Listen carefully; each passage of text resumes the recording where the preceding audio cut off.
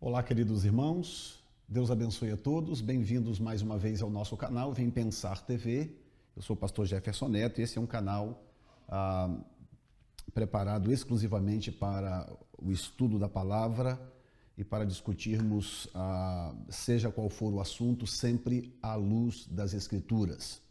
Neste vídeo eu quero concluir o estudo do capítulo 11 do livro de Daniel.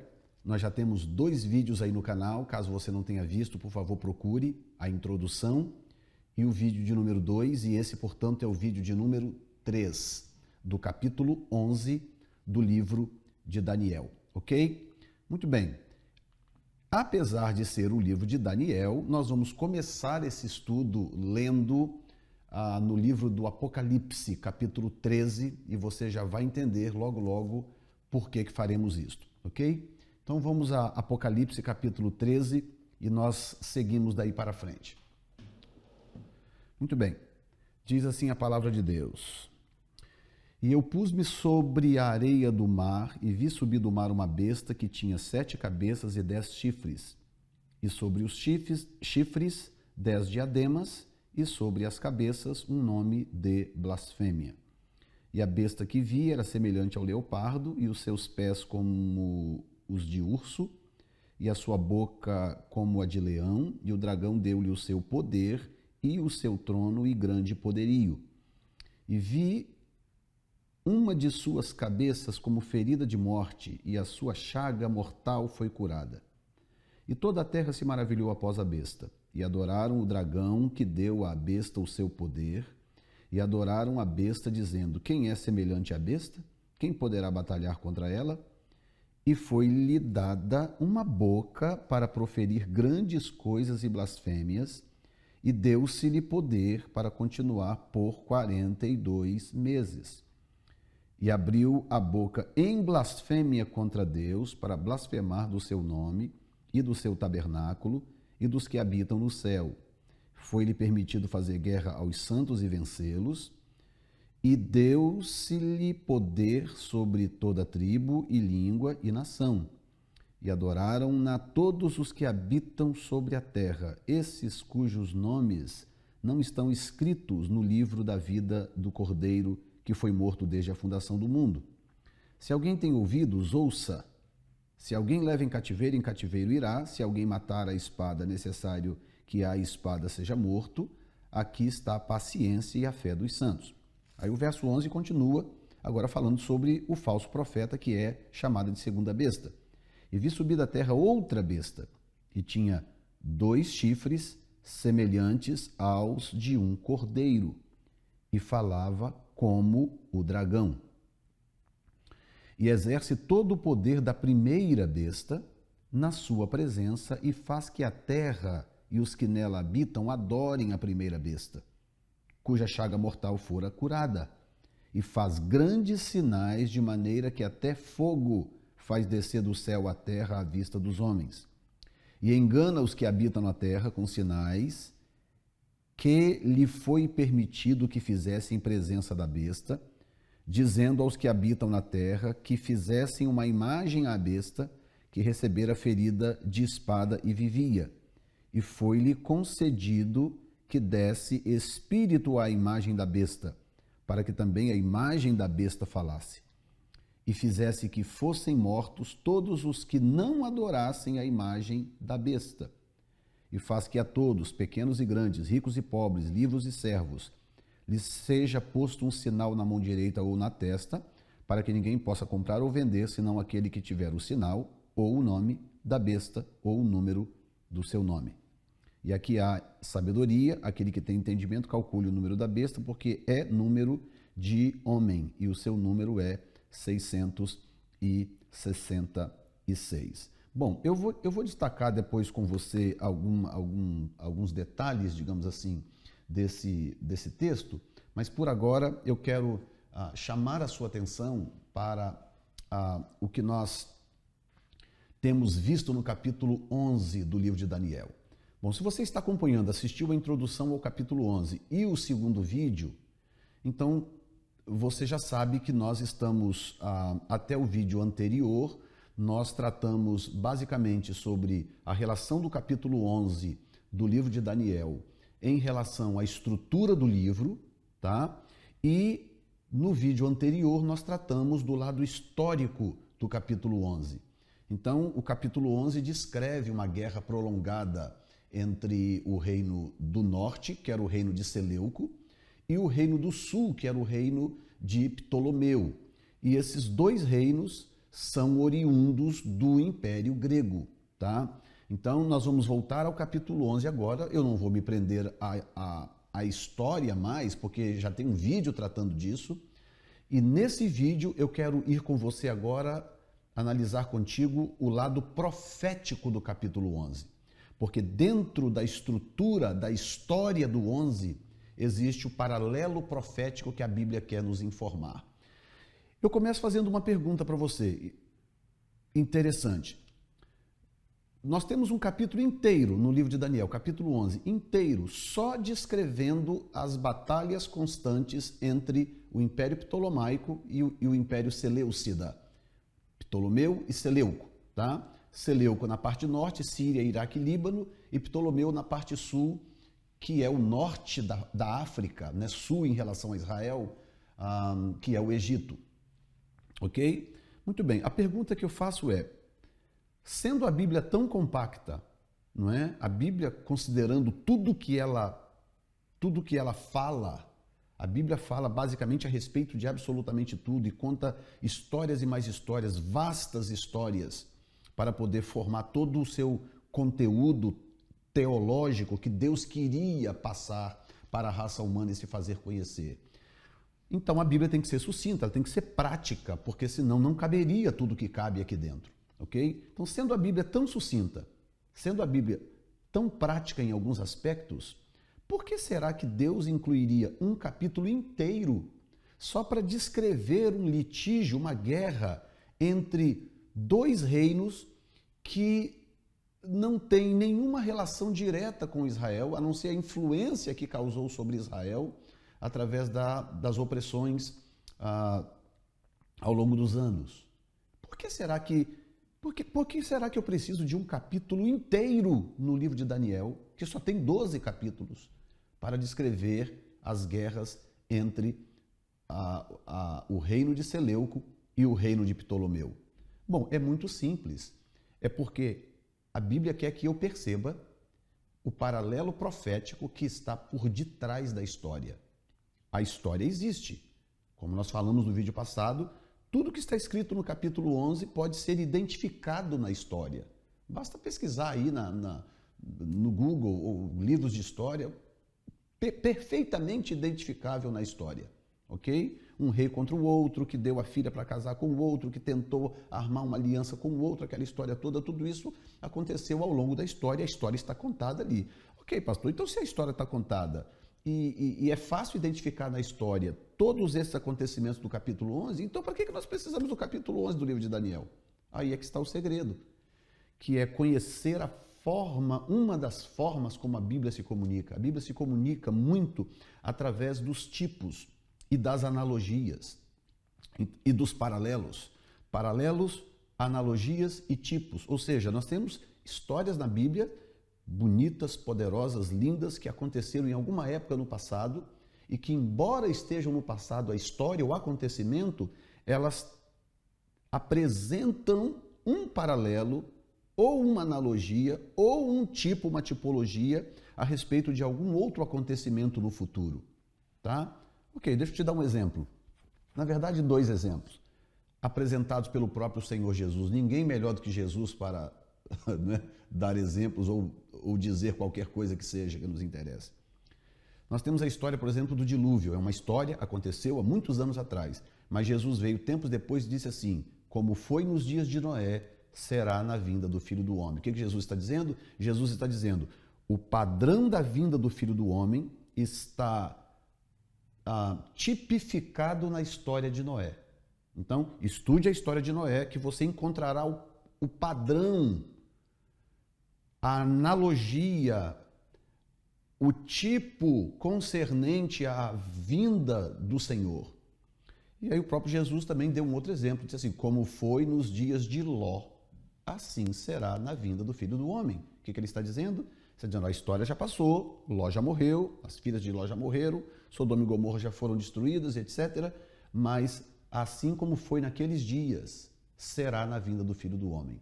Então ele está dizendo o seguinte, estude, portanto, a história de Ló, porque vocês vão encontrar ali dentro daquela história a tipologia da minha vinda. Tá?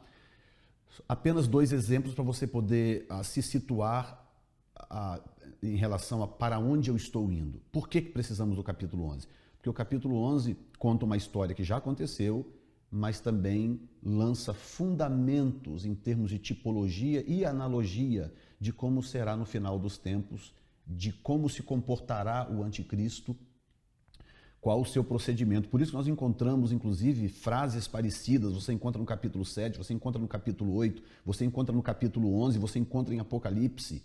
Frases muito semelhantes, dizeres muito semelhantes nesses textos. Por quê? Por causa da analogia. A história está apontando para o futuro também.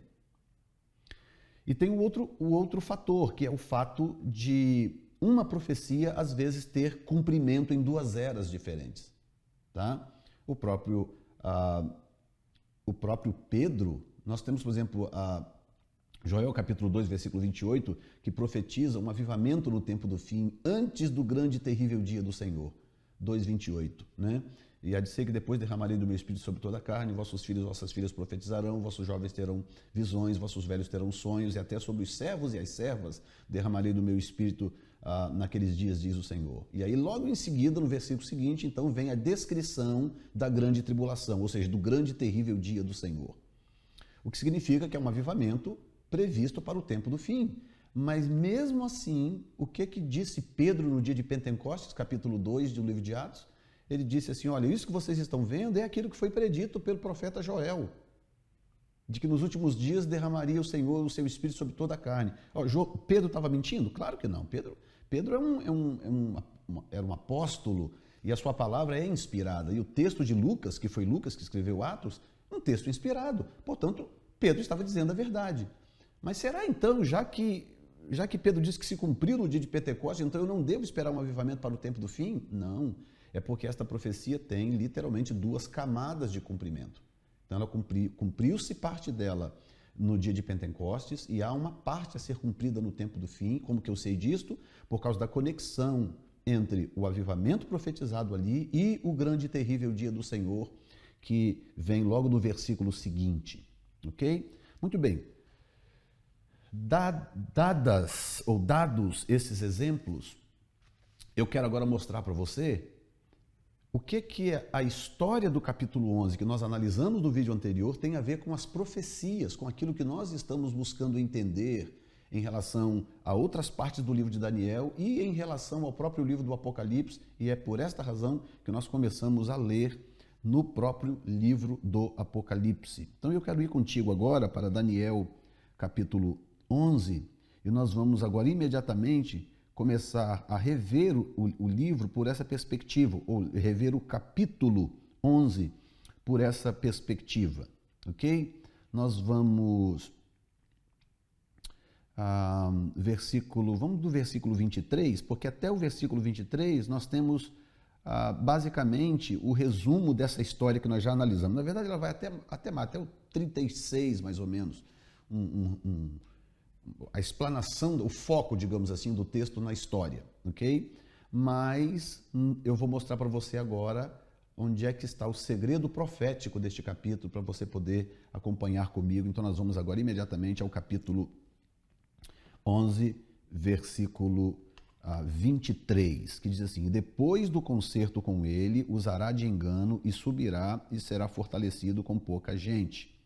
Bom, lembrando que o livro que o capítulo 11 de Daniel praticamente encerra falando sobre Antíoco Epifanes, que foi o último rei daquela dinastia, não é? Antíoco Epifanes, além de ter sido o último rei daquela dinastia, ele foi o indivíduo que profanou o templo e ele foi o indivíduo que cessou o sacrifício no templo por 2.300 tardes e manhãs, ou seja, 2.300 sacrifícios, tá? Porque era um sacrifício de manhã e um sacrifício à tarde. Então, 2.300 tardes e manhãs, 2.300 sacrifícios, tá? E qualquer dúvida, procure o outro vídeo aí que trata só sobre isto. Não tem nada de 2.300 anos e muito menos 2.300 dias. São 2.300 sacrifícios, tá? Porque os sacrifícios naquela época eram medidos assim, um de manhã e o outro à tarde. Muito bem. Então, Antíoco Epífanes foi um indivíduo que cessou o sacrifício por 2.300 tardes e manhãs, foi um indivíduo que invadiu Jerusalém, foi um indivíduo que profanou o templo, sacrificou um porco sobre o altar. Então, o capítulo 11 basicamente encerra falando de Antíoco Epífanes. E Antíoco Epífanes é conhecido abrangentemente por todos os especialistas em escatologia como um dos melhores tipos do anticristo na história. Tá? Porque existem tipos do anticristo. Por exemplo, Hitler é considerado um tipo do anticristo. Nimrod, lá atrás, no livro de Gênesis, é considerado um tipo do anticristo. Caim é considerado um tipo do anticristo. E Faraó é considerado um tipo do anticristo. E por aí vai, são tipos. Agora, Antíoco Epífanes é definitivamente considerado um dos melhores tipos do anticristo da história. A razão do porquê ele é considerado um dos melhores tipos é exatamente pelo fato dele ter feito várias coisas que o anticristo também fará. Ou seja, as atitudes do anticristo serão basicamente, em grande parte, não tudo, em grande parte, repetições das atitudes de Antíoco Epífanes. Por isso, quando eu leio a história de Antíoco Epífanes, eu estou tendo o privilégio de poder ler de cadeira o perfil do anticristo. Entende? Então, lembra o que eu disse na abertura? O que Jesus disse? Como foi nos dias de Noé, será nos dias do Filho do Homem. Então, eu tenho na história de Noé o perfil da vinda do Filho do Homem. É a mesma coisa que quando se trata de Antíoco Epífanes e o anticristo. Então, vamos lá. Aí, ele diz que depois do concerto com ele, usará de engano e subirá e será fortalecido com pouca gente. Então, o primeiro paralelo que eu tenho é exatamente este, do anticristo assumindo o poder através de um sistema de engano. Tá? Ele poderá se tornar unanimidade depois, mas ele não começa como uma unanimidade. Tá? Isso aí é uma ilusão que muitos criaram de que o anticristo vai chegar como uma unanimidade total. Não, pelo contrário, ele vai ter que guerrear para poder se estabelecer.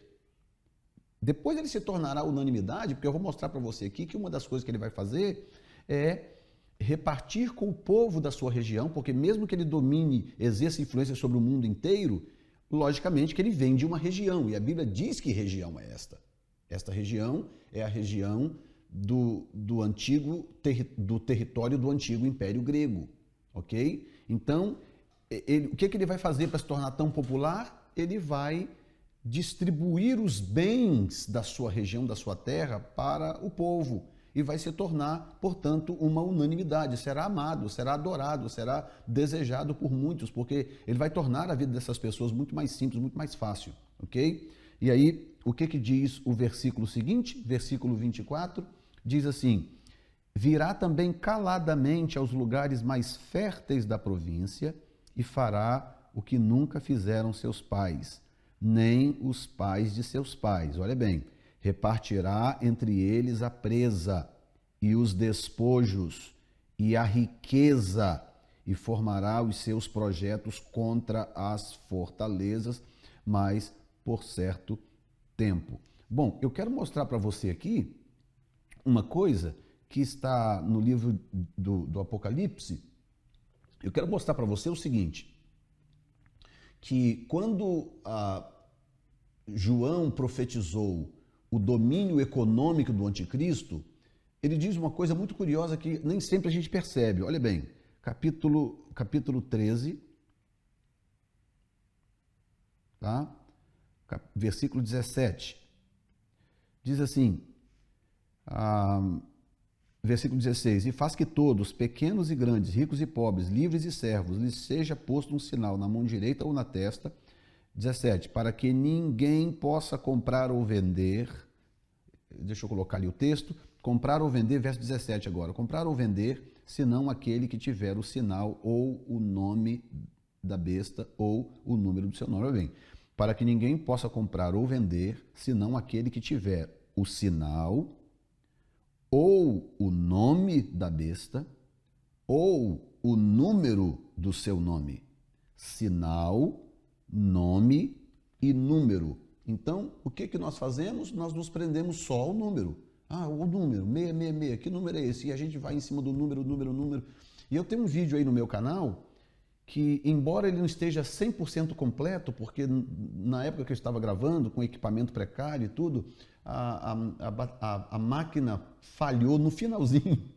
Então, no finalzinho, você percebe que está faltando uma parte. Mas mesmo assim, dá para você entender o vídeo inteiro, dá para você entender o raciocínio do vídeo, que mostra que essa questão da marca da besta, não é que eu tenha pretensão de dizer, a marca da besta é isso. A marca da besta é o chip.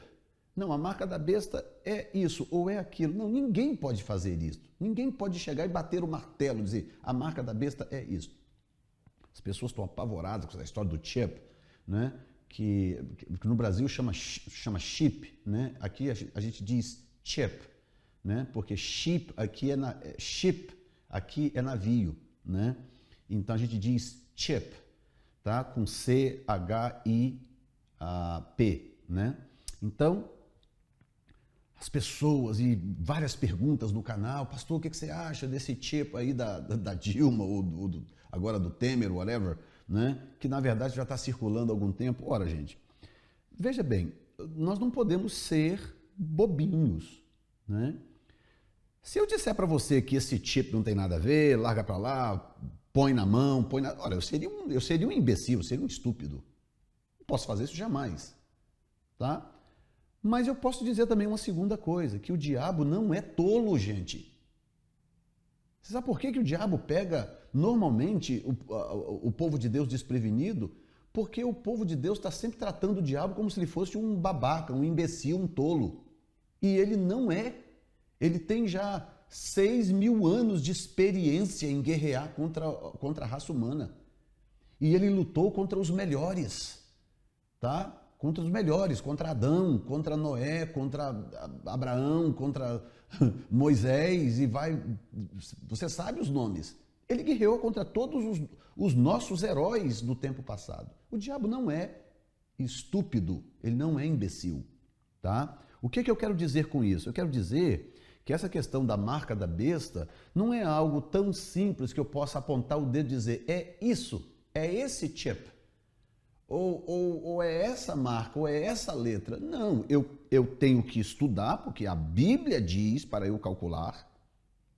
Quem tem entendimento, calcule. Ou seja, eu tenho que me manter calculando, pesquisando o máximo que eu puder. Agora, eu não posso ser tolinho bastante de achar que eu já matei a charada, apontar o dedo, não, é isso aqui que é a marca da besta, aquilo ali não tem a ver, ou com isso não tem a ver. Isso seria muita infantilidade, tá?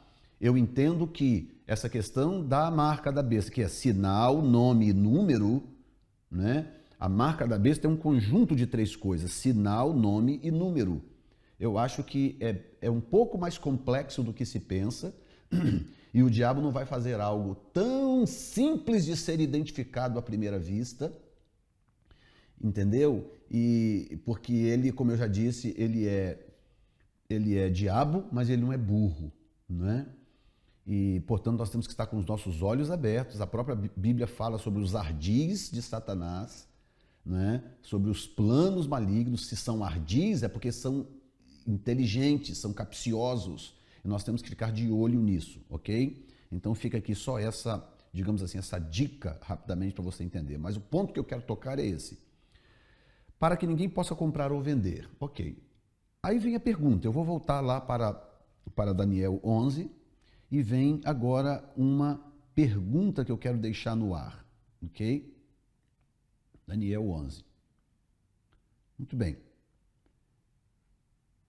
Versículo Eu acabei voltando para Apocalipse. De novo aqui, Daniel 11, 22. Pronto. Vou jogar aqui para você que eu quero de novo discutir isso contigo. Versículo 24. Diz assim: virá também caladamente aos lugares mais férteis da província e fará o que nunca fizeram seus pais, nem os pais de seus pais, repartirá entre eles a presa e os despojos e a riqueza, e formará os seus projetos contra as fortalezas, mas por certo tempo. Né? Muito bem. Economicamente falando, tá? Num sentido estritamente econômico, eu te faço uma pergunta: qual é a forma mais objetiva hoje para que uma única pessoa no planeta Terra consiga controlar o mercado mundial? Se você tivesse que apontar uma coisa, uma área do sistema econômico mundial, qual a área que você acha que seria mais eficaz para que uma única pessoa pudesse, através dessa área, controlar o mercado mundial? Bom, poderia ter respostas diversas, mas a minha resposta é petróleo. Na minha opinião, o petróleo é a commodity que governa a economia mundial. Não é o ouro, não é a prata, não são metais preciosos de um modo geral, mas o petróleo. Porque o petróleo, ele não é apenas energia, fonte de energia, embora chamada fonte suja de energia, que não é renovável e etc, e polui, mas ainda não se descobriu uma outra fonte de energia capaz de substituir o óleo da forma que, com eficiência, digamos assim.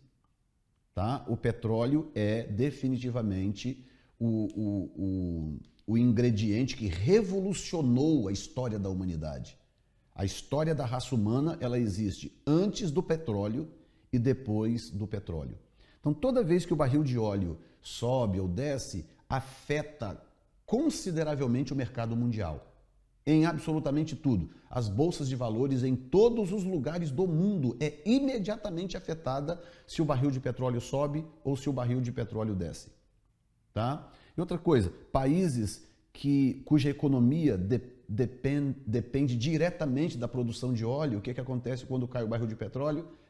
Esses países desabam. É o caso, o que está acontecendo agora com a Venezuela, por exemplo, que está literalmente destruída, né? Depois que a OPEC, logicamente comandado pelos Estados Unidos e pela Arábia Saudita, decidiu derrubar o preço o preço do barril de óleo para poder, inclusive, punir ou para limitar o potencial, por exemplo, da Rússia, que é um grande produtor de óleo e que depende do óleo para manter a sua economia ativa.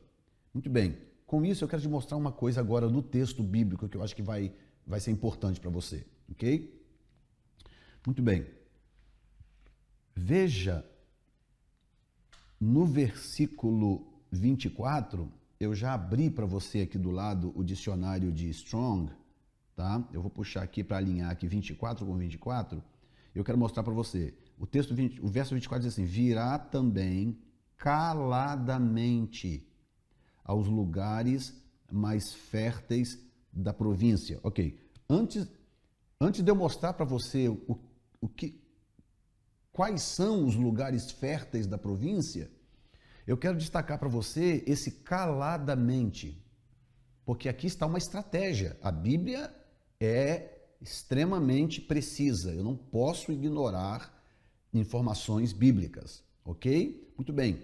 Quando o texto diz que ele virá caladamente, o texto está me dizendo que há uma trama diabólica. Não há alarde. A coisa está acontecendo e eu acredito que, inclusive, já está acontecendo. Essas muitas guerras aí, a primeira invasão americana ao Iraque, a segunda guerra que usaram a desculpa das armas de destruição em massa, apesar de que elas existiram, mas eles usaram esse subterfúgio para invadir o país e tomar o país, não é? E agora essa guerra com o ISIS, por que o ISIS quer tanto aquela região e por que os Estados Unidos quer tanto desmantelar a Síria e por aí vai. Enfim, resumo da história. Tudo isso tem a ver com petróleo, tá? Nós sabemos que boa parte do petróleo mundial, uma grande parte do petróleo mundial sai do Oriente Médio.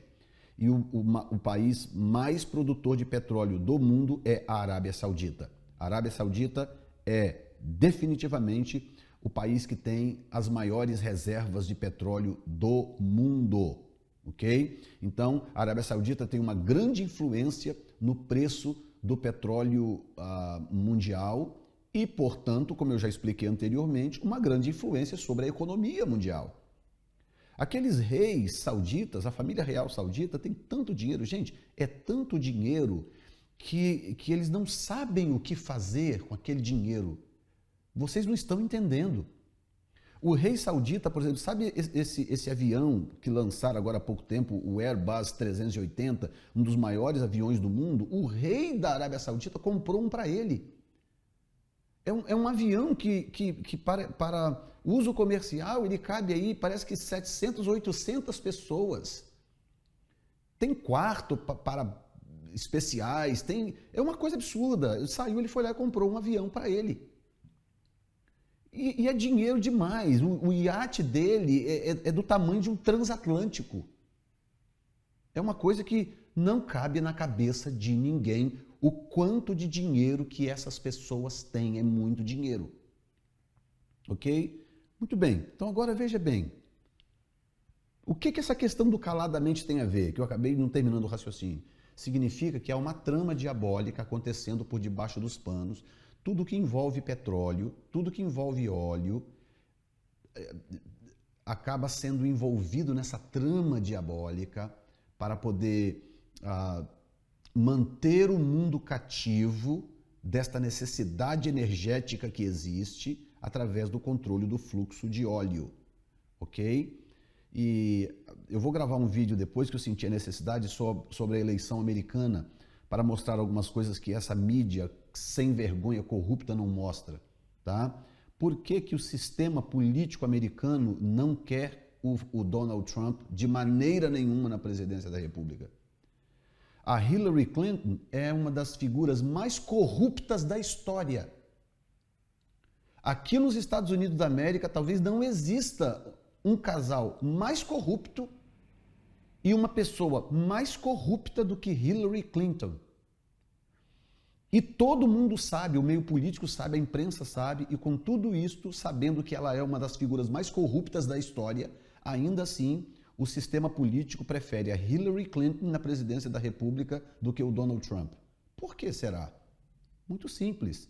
Porque o Donald Trump tem dito as coisas que ninguém quer ouvir. Ele tem dito verdades. Não estou dizendo que ele é um bom mocinho, que ele é correto, nada disso. Não estou defendendo as mazelas do Donald Trump. O que eu estou mostrando é que, mesmo com todas as besteiras que ele andou fazendo, ele é um indivíduo que diz o que pensa e ele diz a verdade. E uma das coisas que ele bateu fortemente na tecla é a respeito do papel da OPEC no mercado mundial de petróleo, que ele quer rever o papel da OPEC nisso aí, e essa tendência americana de se comportar como a polícia do mundo, tem que policiar tudo e todos, tem que defender todo mundo e todos, e o país está afundando em dívida através desses acordos absurdos de comércio, como NAFTA e alguns outros, que está destruindo o país.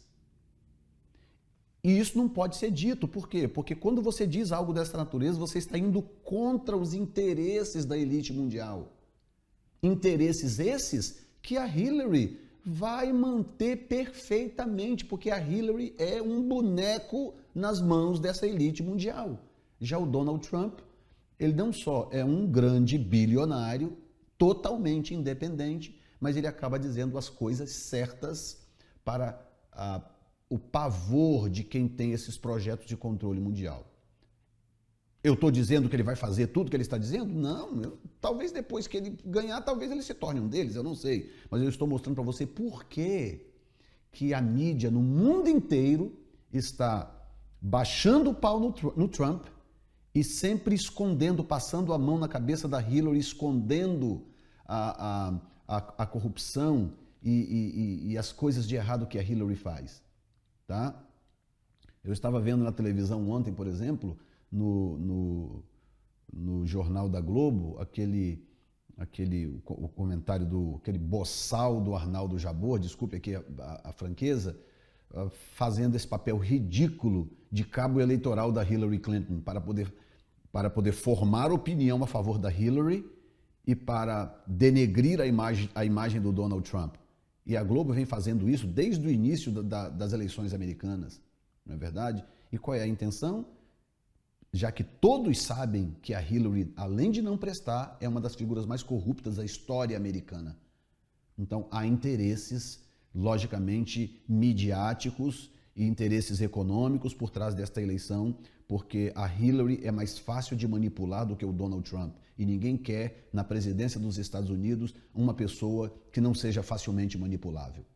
Tá? Mantenha isso em mente, ok? Então, vamos voltar aqui agora ao texto bíblico.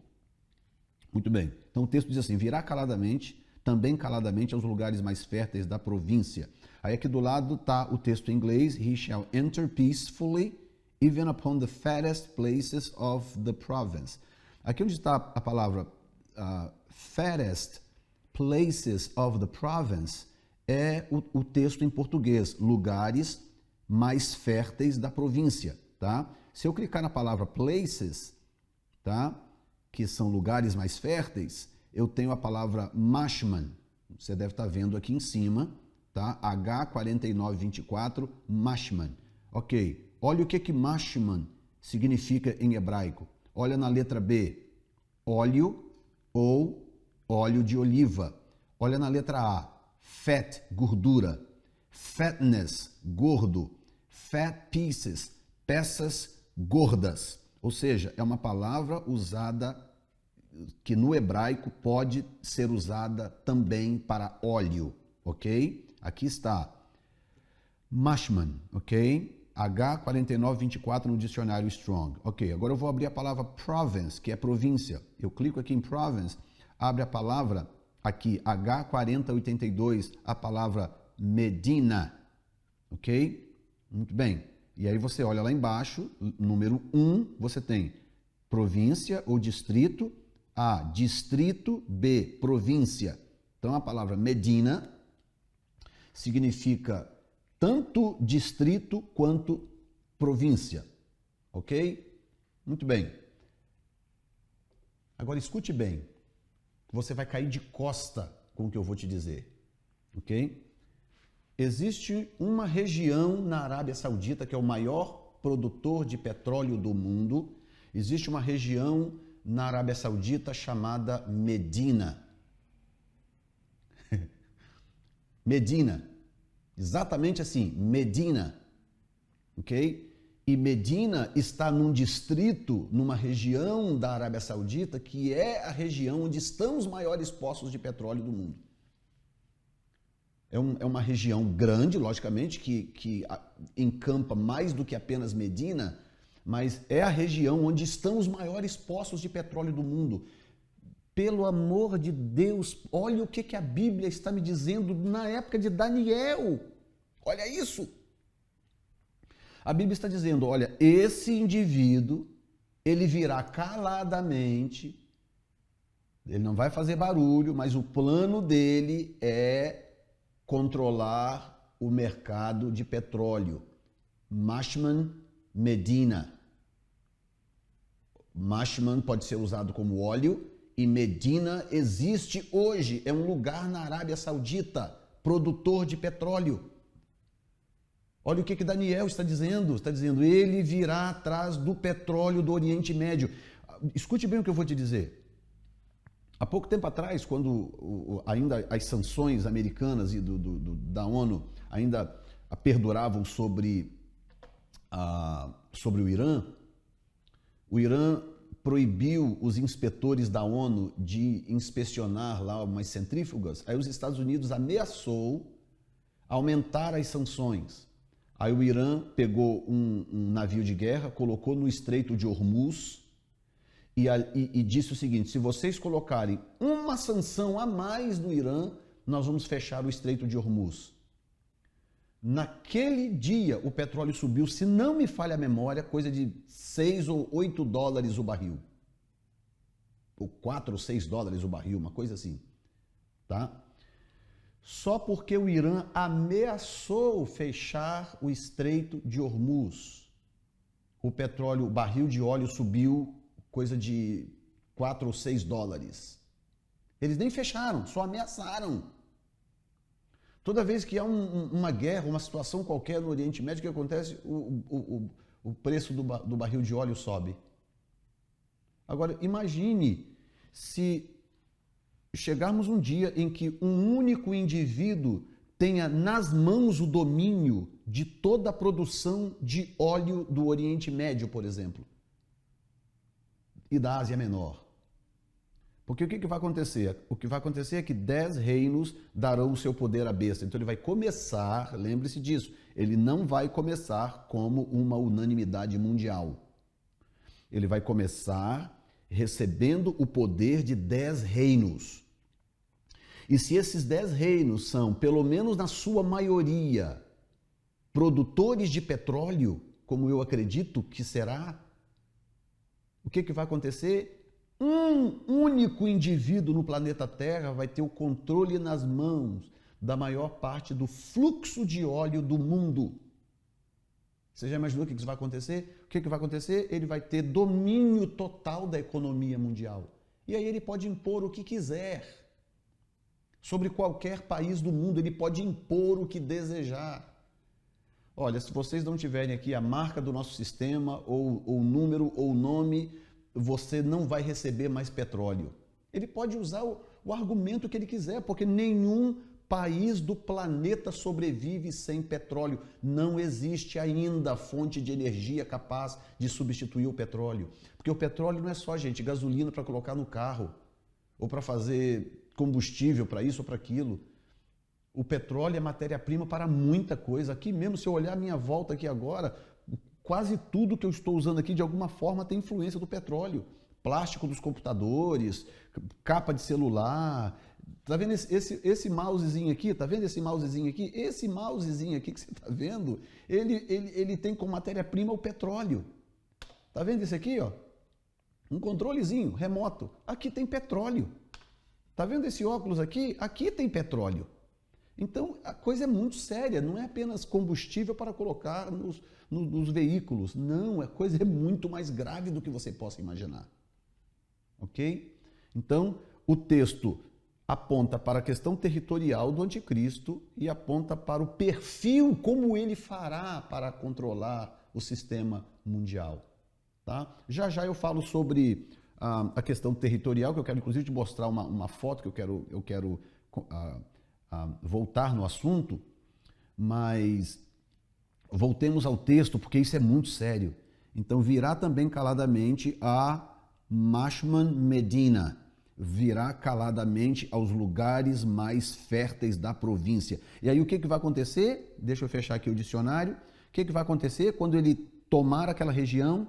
Por que ele vai se tornar tão popular? Por que todo mundo vai amar esse cara? Porque ele fará, olha aqui o verso 24, ele fará o que nunca fizeram seus pais, nem os pais de seus pais, repartirá entre eles a presa e os despojos. Repartirá entre eles a presa e os despojos.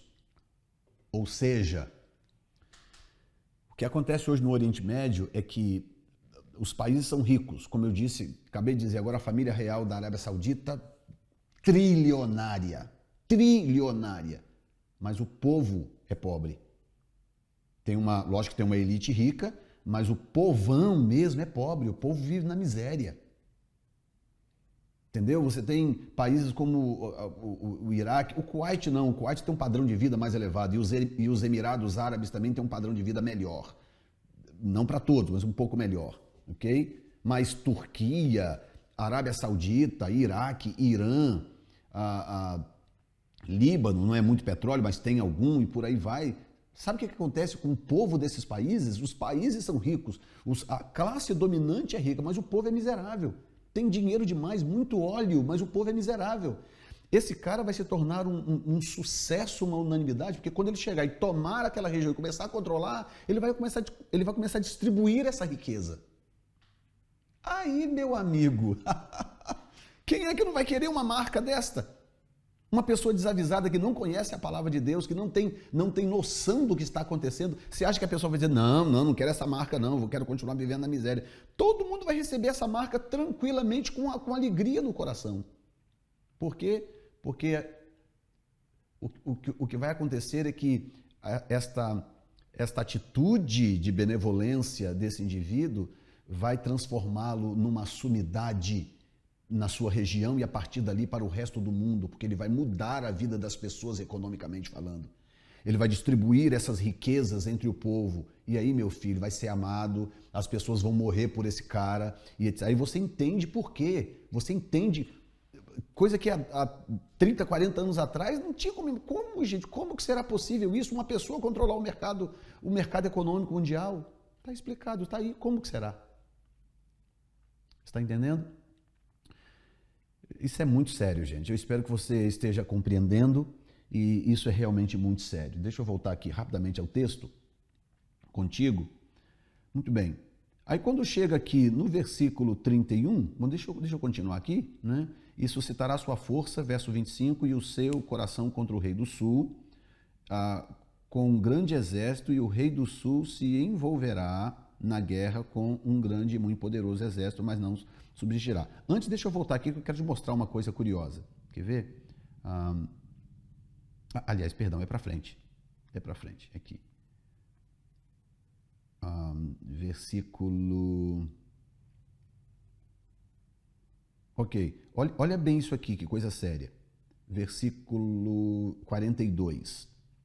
Versículo 42 e 43, eu quero mostrar para você aqui.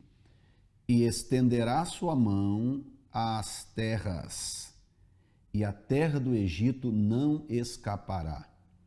Verso 43, e apoderar-se-á dos tesouros de ouro e de prata, e de todas as coisas desejáveis do Egito, e os líbios e os etíopes o seguirão. Ok, a pergunta que eu faço é, sendo um mundo tão rico e tanta coisa boa para poder se dominar, por que uma das primeiras coisas que o anticristo vai fazer quando ele tiver o poder na mão é querer dominar o Egito? Primeiro, isso prova que ele não será uma unanimidade inicialmente, ele vai ter que lutar e guerrear para poder estabelecer essa unanimidade. Segundo lugar, por que o Egito? Eu custei entender essa questão do Egito, porque na história passada, tudo bem, nós conhecemos a história, mas profeticamente, por que profeticamente a Bíblia quer que eu entenda que o anticristo tem interesse no Egito? Quando você entende a questão do Mashman Medina, quando você entende que toda a trama gira em torno do óleo, do petróleo mundial, aí fica fácil de entender. Por quê? Porque o petróleo mundial, principalmente daquela região ali, Ásia Menor e Oriente Médio, o petróleo flui através de três regiões, basicamente. O canal de Suez, que está no Egito e que deságua no Oceano Atlântico, o Estreito de Hormuz, que deságua no Mar Mediterrâneo, e o próprio Mar Mediterrâneo. Então nós temos o canal de Suez, o Estreito de Hormuz e o Mar Mediterrâneo. É ali que escoa a grande parcela do petróleo mundial. Tá? Fora isso, nós temos alguns países produtores da África, que também não são muitos e não é muito petróleo comparado com a reserva daquela região. E nós temos aqui o Brasil, que produz uma quantidade razoável, que não dá conta basicamente nem do mercado interno. E a Venezuela, que tem uma reserva razoável, mas que nem se compara com, por exemplo, reserva do Iraque, reserva saudita e por aí vai. Então, como eu disse anteriormente, só do Irã ameaçar fechar o Estreito de Hormuz, um deles fechar, o barril subiu. Imagina um indivíduo que tem nas mãos o poder de controlar o fluxo de petróleo no canal de Suez, no Estreito de Hormuz e em todo o mar Mediterrâneo. Uma pessoa só com o poder de controlar isso. imagina o que aconteceria. Está entendendo? Então, eu quero mostrar para você aqui agora uma coisa interessante, ok? Eu quero que você dê uma olhada comigo. Aliás, antes de ir lá, nesse texto, eu quero voltar contigo apenas num detalhe aqui e eu já imediatamente vou para o texto que eu quero mostrar para você, ok? Então, nós temos essa tentativa de se apoderar do Egito e eu acredito que tem a ver com o escoamento de petróleo, ok? Ele vai revelar a sua face, versículo 44, mas os rumores do Oriente e do Norte o espantarão e sairá com grande furor para destruir e extirpar a muitos. Então vai chegar um momento quando ele perceber que a casa está ruindo, então ele vai mostrar a sua verdadeira face. Lembrando que tudo isso tem a ver com a aliança que ele fará com Israel, que esse indivíduo fará com Israel, e então, porque a intenção dele, o desejo dele é dominar Israel. Versículo 41, e entrará também na terra gloriosa, e muitos países serão derribados, mas escaparão das suas mãos estes, olha bem, Edom e Moabe e as primícias de Amon. Edom, Moabe e as primícias de Amon. Por que isso é importante? Por que isso é importante entender isto? Eu vou mostrar para você aqui agora, na profecia de Jesus, em Mateus capítulo 24, por que isso aqui é relevante, tá? Então, guarda em memória, Edom, Moabe e os filhos de Amon. O texto está dizendo, olha, ele vai invadir a terra gloriosa, muitos países serão derribados, mas Edom, Moabe e as primícias de Amon vão conseguir escapar. Você sabe quem é esse povo hoje? A Jordânia. A Jordânia, ali vizinha de Israel. Deus vai poupar a Jordânia. Eu vou mostrar a você por que Deus vai poupar a Jordânia. Existe uma razão bíblica para Deus querer poupar a Jordânia. Mateus capítulo 24. Tá? Veja bem que coisa tremenda, Mateus 24. Vou colocar o texto aqui para você acompanhar comigo, Mateus 24. Quando, pois, virdes, versículo 15, que a abominação da desolação de que falou o profeta Daniel está no lugar santo, quem lê, entenda. Quando, pois, virdes, que a abominação da desolação de que falou o profeta Daniel está no lugar santo, quem lê, entenda. É curioso Jesus dizer isso aqui, eu vou até te dizer por quê, para você poder entender por que eu não posso tratar a profecia bíblica como algo já resolvido. Não, ou a história da profecia bíblica como algo já resolvido. Eu não posso tratar a profecia bíblica assim, porque, dentre outras coisas, eu tenho que lembrar que, como eu falei anteriormente, há coisas da Bíblia que se cumprem imediatamente e outras coisas que se cumprem por etapas. E são essas etapas que eu tenho que ter cuidado, ok? Então, eu quero mostrar para você aqui algo em relação ao livro, a profecia que Jesus falou no capítulo 24 de Mateus, coligada com algo que está no livro de Daniel, no capítulo 11. E eu quero mostrar isso para você, que é algo muito sério, nós temos que tratar isso com muito carinho. Então, olha bem. Eu estou abrindo aqui no texto, na outra Bíblia, que eu quero localizar para você e mostrar para você isso aqui, tá? No capítulo 24, versículo 15, Jesus diz, quando, pois, virdes que a abominação da desolação, de que falou o profeta Daniel, está no lugar santo, quem lê, que entenda. Aí o verso 16, então os que estiverem na Judéia, que fujam para os montes, e quem estiver sobre o telhado, não desça a tirar alguma coisa de sua casa, e quem estiver no campo, não volte atrás a buscar as suas vestes. Ai das grávidas, das que amamentarem naqueles dias, e orai para que a vossa fuga não aconteça no inverno e nem no sábado. Aí no verso 21, Jesus descreve a grande tribulação. Muito bem. Por que isso é importante? Porque quando o texto fala sobre o anticristo dominando aquela região, escapando só a Jordânia, ora, os estudiosos acreditam que quando Jesus diz, olha, quem estiver na Judéia, fuja para os montes, ok?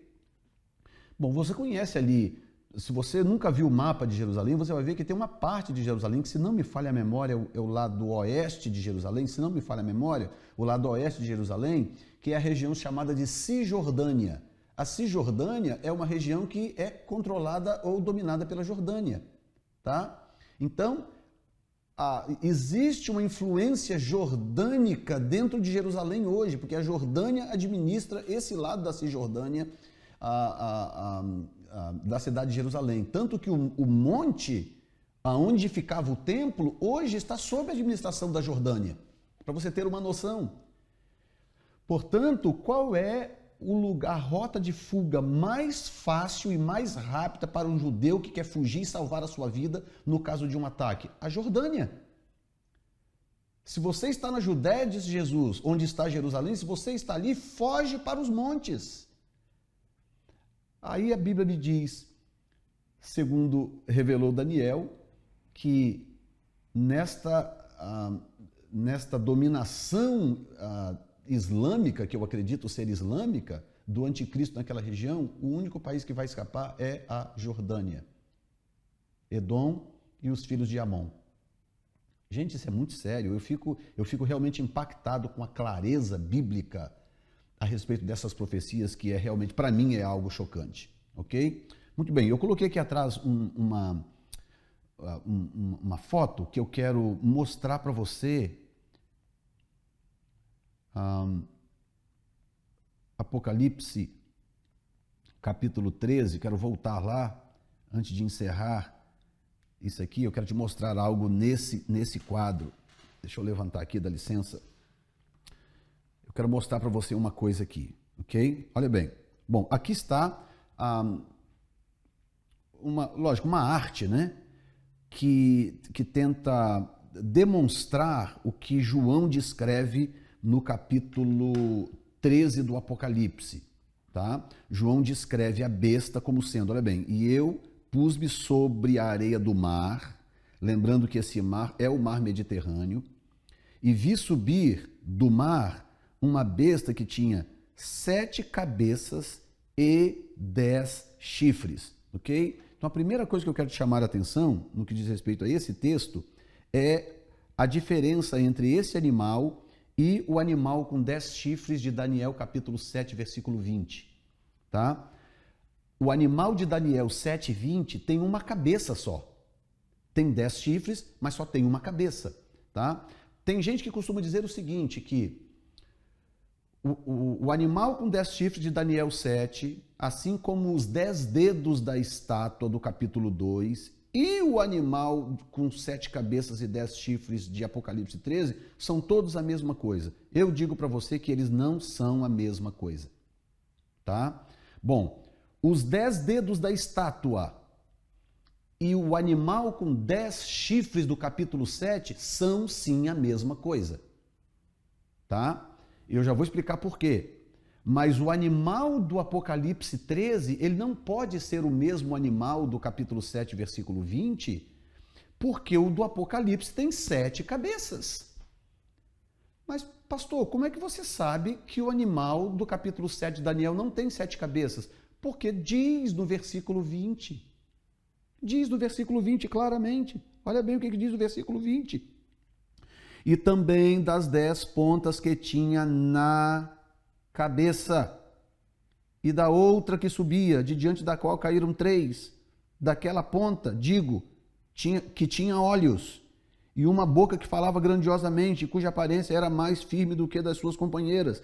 Pronto, o texto está dizendo claramente, esse animal do capítulo 7 só tem uma cabeça. Ok? Então, esses chifres são os mesmos dos dedos da estátua, mas não os mesmos do capítulo 13. Eu vou explicar por quê. Em primeiro lugar, os 10 dedos da estátua, a estátua se desenvolve, o raciocínio da estátua se desenvolve para baixo. Não sei se você prestou atenção. Tem algum corpo que cresce para baixo? Não, todo corpo cresce para cima. Então a lógica seria começar a desenvolver o corpo, contar a história do corpo de baixo para cima. Por que que o texto do capítulo 2 começa a explicar a estátua de cima para baixo? Porque o texto está tentando apontar para a questão terrena.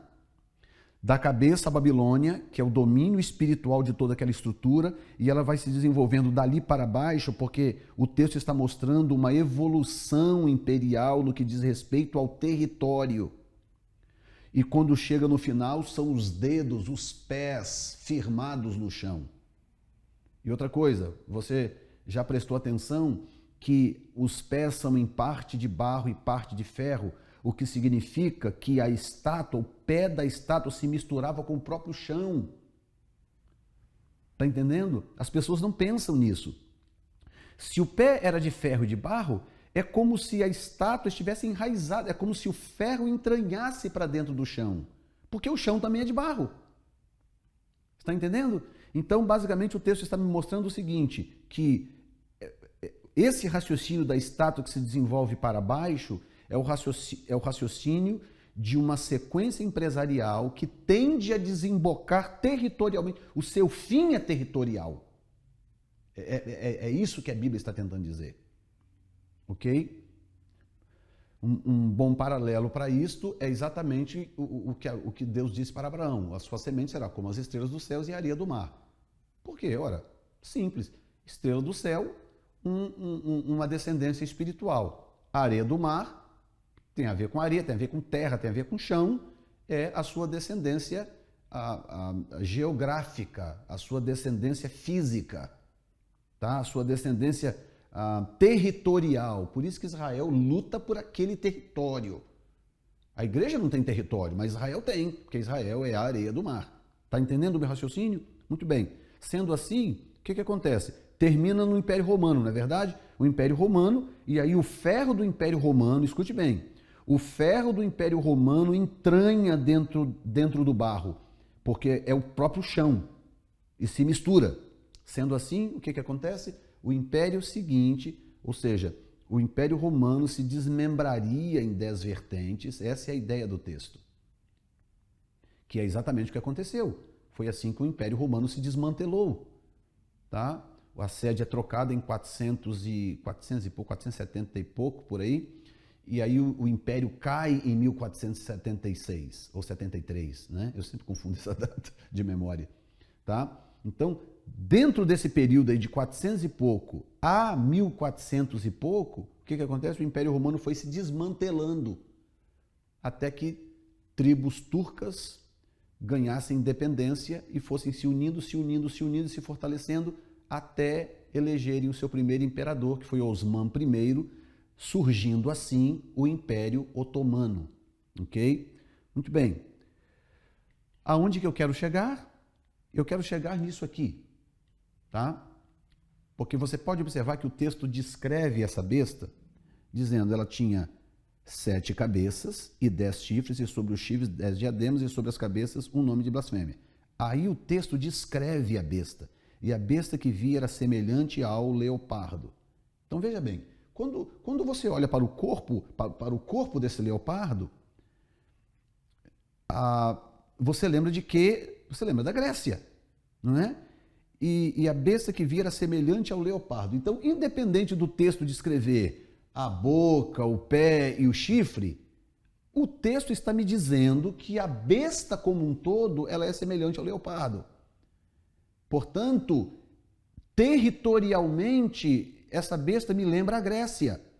E por que será que o texto está me dizendo que essa besta é semelhante ao leopardo que é Grécia? Ora, gente, capítulo 8 de Daniel. Lembra? Capítulo 8 de Daniel diz claramente, versículo 9, Daniel 8, 9, diz o quê? Diz que o reino se dividiria em 4, e o texto diz, e de uma dessas pontas, uma das 4 pontas, se levantará uma ponta muito pequena, porque se você me acompanha, você já sabe. Eu acredito que a ponta pequena do capítulo 7 e 8, e a ponta muito pequena do capítulo 8, versículo 9, para mim não são as mesmas pessoas. No capítulo 7, Daniel usa a expressão Ze'er, chifre pequeno, e no capítulo 8, versículo 9, ele usa a expressão, se não me engano, Mishma. Deixa eu buscar aqui para poder não deixar com você aqui a palavra errada, porque não seria bom que você aprendesse o termo errado, não é verdade? Muito bem. Olha bem. Vou até colocar aqui para você, é importante você ver isso aqui, tá? Olha bem. e de uma delas saiu uma ponta muito pequena, tá? Então, little horn, eu posso clicar aqui e abrir para você a palavra, é a palavra little, perdão, for little, ok, é a palavra mishra, mishra. Então, em 8:9, ele usa a palavra mishra, que é hebraico, ok? Muito bem, agora olha a palavra que ele usa no capítulo 7, versículo 8, tá? E como você já sabe que a Bíblia é extremamente precisa, a Bíblia não brinca, a Bíblia é muito precisa, versículo 8, está aqui a palavra little horn, aqui ele usa a palavra ze'er, ok? Então, mishra e ze'er. Sendo assim, nós estamos falando de duas coisas diferentes. Por que Daniel usaria ze'er em 7:8 e mishra em 8:9? Só para me confundir? Não, ele está usando palavras diferentes porque são personagens diferentes. Na minha opinião, capítulo 7, versículo 8, aponta não só para Antíoco Epífanes, mas, na minha opinião, enquanto cabeça do anticristo, aponta para Maomé. Porque uma das coisas claras que o texto diz é que uma das maiores identificações desse indivíduo é a boca dele, ok? A boca é o que ele diz que corrompe a terra. E, na minha opinião, nenhum outro personagem na história da humanidade conseguiu corromper mais a terra com as coisas que disse e que escreveu do que Maomé. Tanto que os problemas do mundo hoje estão todos baseados naquilo que o Alcorão diz, tá? O cara que explode o aeroporto faz porque diz que está seguindo o Alcorão. O ISIS corta a cabeça do outro porque diz que está seguindo o Alcorão. E até mesmo o muçulmano moderado diz que está seguindo o Alcorão. Os radicais dizem que estão seguindo o Alcorão. Então, o problema todo está fundamentado naquilo que saiu da boca de Maomé, que são os dois livros sagrados do Islã, tá? Que é o Alcorão e o Hadith. O Alcorão que seria a Bíblia, né, muçulmana, digamos assim, e o Hadith é a tradição oral, as coisas que foram ditas por Maomé e pelos seus primeiros discípulos, registradas no livro chamado Hadith. Ok? Muito bem. Então, se eu tiver que apontar um indivíduo na história cuja boca causou mais dano à raça humana, esse indivíduo, para mim, seria Maomé. Ok? Porque baseado no que ele disse e no que ele fez, que a terra hoje está dividida entre muçulmanos e não muçulmanos. Mas, pastor, tem tantas outras religiões no mundo, é verdade, mas nenhuma delas, a maioria delas, pelo menos não que saibamos, estão por aí com a missão de matar todos aqueles que não creem no que eles creem. Isso é muito sério. Então, para mim, está muito claro que o problema está naquilo que saiu da boca de Maomé. Por isso que a Bíblia fala tanto sobre as coisas que ele falou, tá bom? Então, vamos voltar de novo aqui para Apocalipse. Eu não quero que esse vídeo seja extremamente longo, ok? Capítulo 13 de novo. Então, olha bem. Então, nós temos: a besta é semelhante ao leopardo. Pronto. A besta é semelhante ao leopardo. Não importa o que o texto diga de novo, daqui para frente, a besta é semelhante ao leopardo. Tem a ver com o território grego, ok? Segundo lugar, os seus pés, olha isso aqui, gente, os seus pés como de urso. Então, nós sabemos que leopardo é Grécia, mas nós sabemos também que urso é a Pérsia, ok? E aí, o que o texto diz? E a sua boca como a de leão. Então, gente, você lembra dos 3 ou 4 vídeos que eu tenho aí atrás, onde eu explico essa questão dos 3 animais principais? Deixa eu mostrar para você, inclusive, um texto que tem nas Escrituras Sagradas, que está no livro de Osés, capítulo 7, versículo... Deixa eu colocar para você aqui na tela, rapidinho. Uma profecia bíblica de Deus falando sobre a correção de Israel com o pecado de Israel. Aqui dentro dessa janelinha que eu estou mexendo aqui, olha bem o que diz o texto. Serei, pois, para eles como leão, ponto e vírgula, como leopardo, vírgula, espiarei no caminho. Verso 8, como urso que tem perdido os seus filhos, os encontrarei, lhes romperei as teias do seu coração e ali os devorarei como leão. As feras do campo os despedaçarão. Gente, pelo amor de Deus, Olha essa profecia. São as mesmas características desse animal aqui nessa profecia. Serei para eles como leão, boca de leão, está aqui. Como leopardo, está aqui o corpo do leopardo. E como urso que tem perdido seus filhos.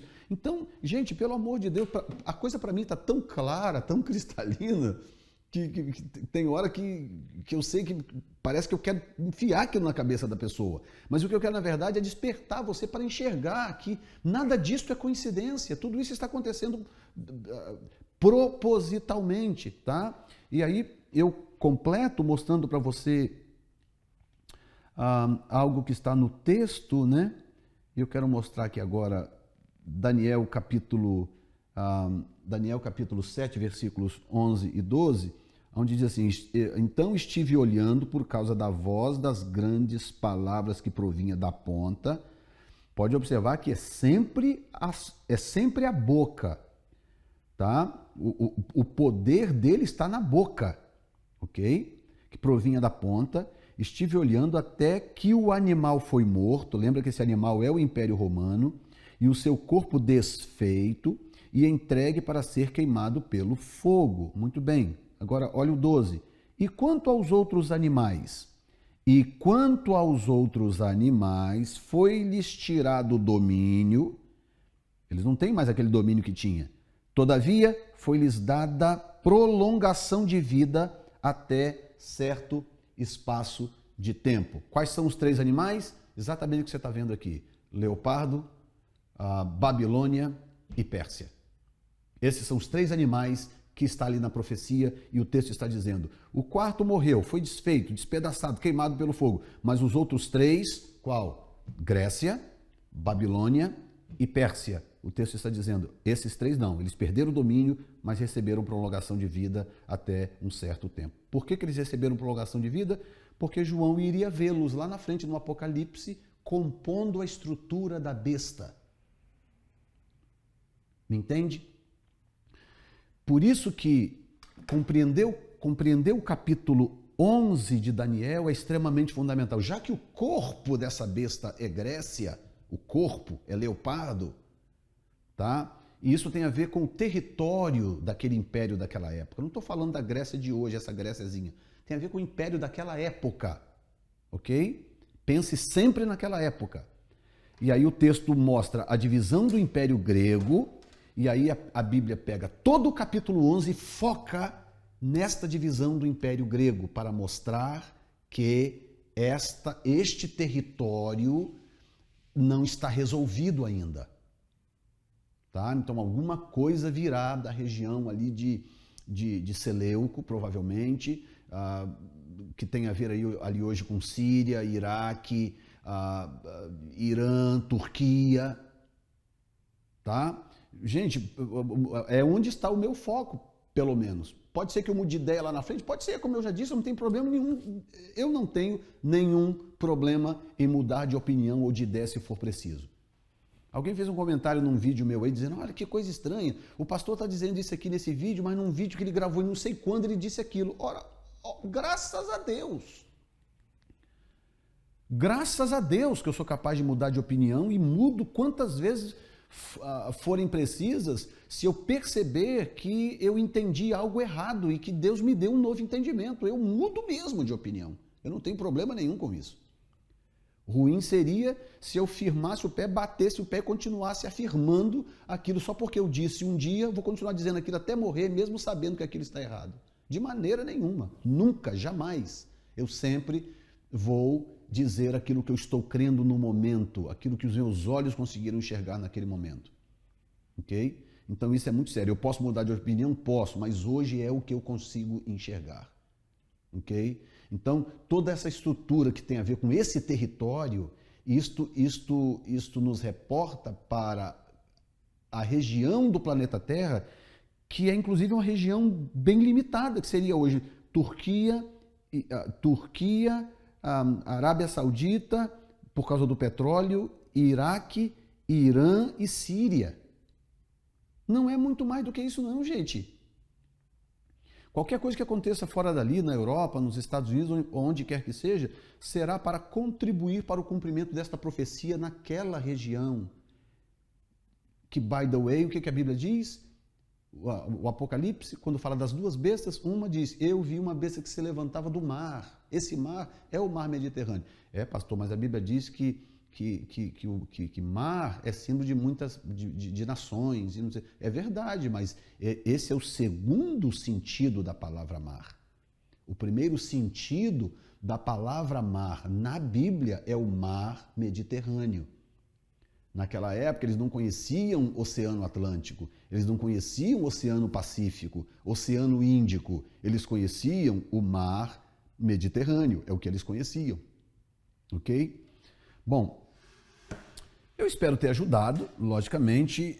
O capítulo 11 é um capítulo realmente muito desafiador, muito desafiador. Eu não espero que tenha esgotado todo o capítulo, não é? Mas se eu não parar em algum ponto, eu vou continuar falando sobre ele a vida toda, porque realmente o capítulo 11 do livro de Daniel é realmente um capítulo extraordinário. Ok? Eu quero agradecer a todos, eu quero encerrar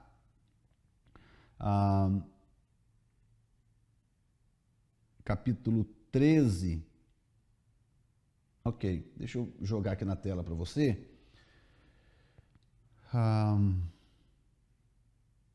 Capítulo 13, que diz, versículo 4, e adoraram o dragão que deu à besta o seu poder.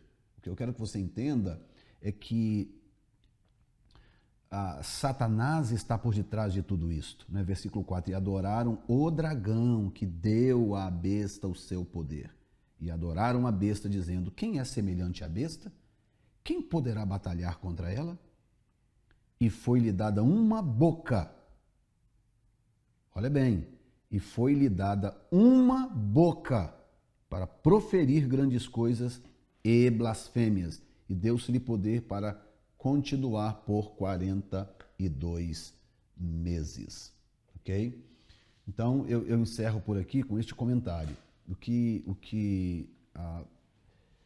Digamos assim, uma das formas eficientes de rastrear o anticristo, não estou dizendo que ele está surgindo amanhã ou depois, né? Mas uma das maneiras eficientes de rastrear o anticristo é prestar atenção naquilo que está sendo dito mundialmente. Quem é que tem tido maior influência mundial em corromper a terra através do que diz? Qual é a religião, ou qual é o sistema político, ou o sistema religioso?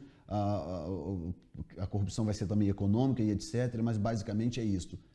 Tá? É rastrear aquilo que as pessoas dizem. Tá? Qual é a filosofia de vida hoje no mundo que mais afeta o mundo através daquilo que diz? Porque é na boca que está o maior instrumento desse indivíduo que surgirá como sendo o anticristo. A maior arma dele é a boca. Ok? Muito bem. Eu encerro por aqui. Muito obrigado. Deus abençoe a todos. Compartilha, não deixa de se subscrever para o canal. Compartilha aí, copia esse vídeo, manda para quem você quiser. Copia, coloca no seu canal, coloca no canal do outro, põe no Facebook, onde você quiser, não tem problema nenhum. A palavra é de Deus, não é minha. Tá bom? Muito obrigado. Deus outra coisa importante que eu não posso deixar de dizer tem a ver com o vídeo que eu quero gravar sobre... Alguém fez esse pedido, eu já tinha o projeto de gravar esse vídeo e eu quero que você saiba disto, porque ao gravar esse vídeo eu quero explicar a questão sobre aquilo que Paulo diz sobre aquele que o detém, que será removido até que seja removido, né? Aquele que o detém, ou seja, alguma coisa que detém a manifestação do homem do pecado e precisa ser removido. Eu quero gravar um vídeo sobre isso especificamente para mostrar para você como que eu encaro esse texto e qual é a revelação que eu vejo ali nesse texto. E no dia que eu falar sobre isso, eu vou tratar sobre 2 Tessalonicenses capítulo 2, tá? Eu vou falar sobre isso, podem ficar despreocupados, eu não esqueci, vários já pediram e é um assunto que eu tenho já preparado para gravar para vocês também. Ok assim? Então, obrigado a todos, Deus abençoe vocês, em nome de Jesus, amém.